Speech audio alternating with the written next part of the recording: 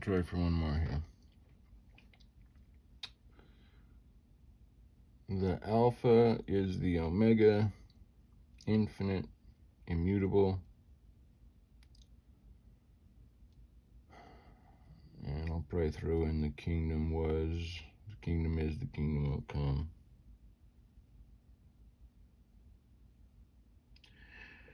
The Alpha is the Omega. Okay, so God is the Alpha and the Omega, right? In Greek, if that's what, the New Testament being written in Greek there, it's showing. So obviously, if you're reading Greek, you know that Alpha is the beginning letter and Omega is the last letter of the alphabet.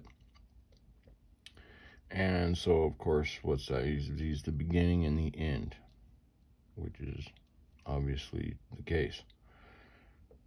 But we need to, I know this is supposed to just be like, poetic or theosophical or whatever, inclusive and all, circular or whatever, round, everything, But we got to be careful not to throw in our own ideas, when it can get a little blurry there. I mean, if you're saying the Alpha is the Omega, the beginning is the end, well, that's just kind of dumb on its face. Like, the beginning isn't the end. It's you're just standing on your foot there. I mean, I don't know what you can be the beginning and the end, but the beginning isn't the ending. I mean, it's so, but you know what they're trying to say there. But then infinite and immutable. And one thing I want to point out, if we're talking about the Alpha and Omega, yes, but in Trinity Land, you've got the Alpha being Jesus and the Omega being Jesus and infinite, but then you have him being created. Well, that's, you're standing on your foot there again. You're standing on your head, or I mean, you're canceling yourself out, basically. I mean, you can't have a beginningless beginning. Eternally begotten, beginningless beginning. Stupid is as stupid does. I mean, what are we doing here? And the same thing with the kingdom was, the kingdom is, the kingdom will come. Well, if the kingdom is, how's the kingdom going to come? I mean, I know what all Jesus was slain from the foundation of the world. Does not mean, and this is what we're doing with that. Jesus is slain from the foundation of the world too. We're putting things on top of each other that aren't. Jesus was slain from the foundation of the world, meaning God already knew how he was going to fix this whole thing.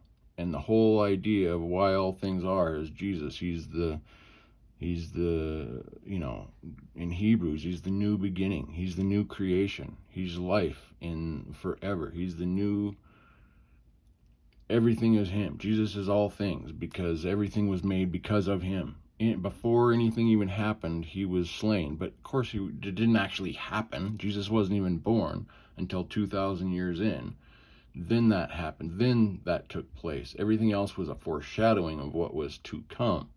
There's a timeline, and it's not all just the same. There's a beginning, there's a process, there's a slow way through. We're getting closer to the end now. Now, it's all about the kingdom.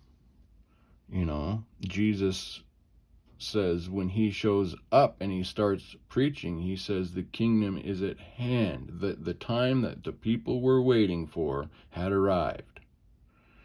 Then now it seems that maybe we're in until the time of the Gentiles be fulfilled. He went to the house of Israel, got rejected. They didn't want that kingdom. Then it went to the Gentiles, and now we're until the time of the Gentiles come in. And then maybe things are gonna, pop off, or continue. The timeline will continue on. Next phase.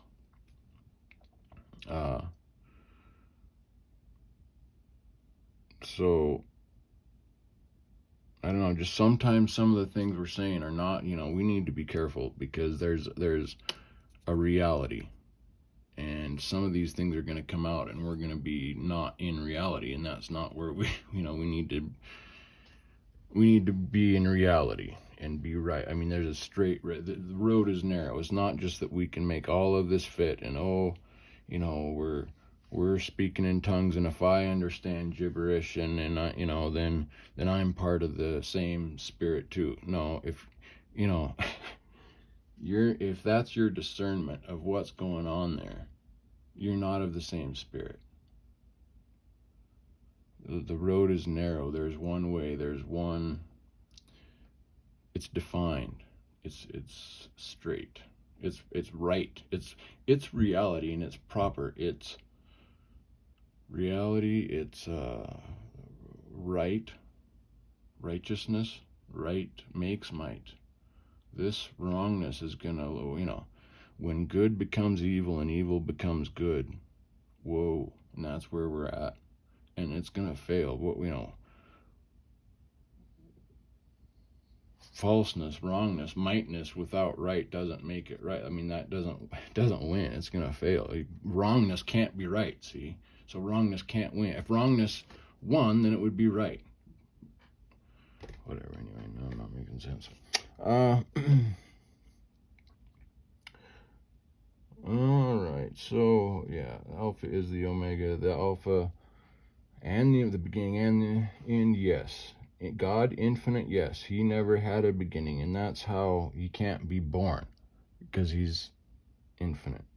But this is not a three-person being here. We're talking about God, who is one, and I don't know that I would put person on him, but he's a spirit, and he said that, you know, we are made in his image. So, you know, I'll leave that there. And then us as a created creature become glorified, as Jesus at least became glorified and was given all power in heaven and earth. That's an, we didn't know what we were going to be, and now it's revealed in the New Testament how great of a thing we can become. And this is all trying to be hid from us.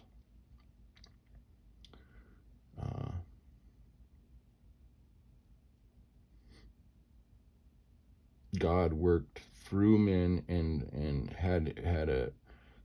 performed miracles after miracle. I mean, it's not that God hasn't been at work. Just like Jesus says, God has been at work up until now, and I work.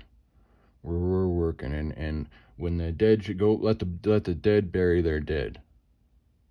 We're gonna go make life come to the world.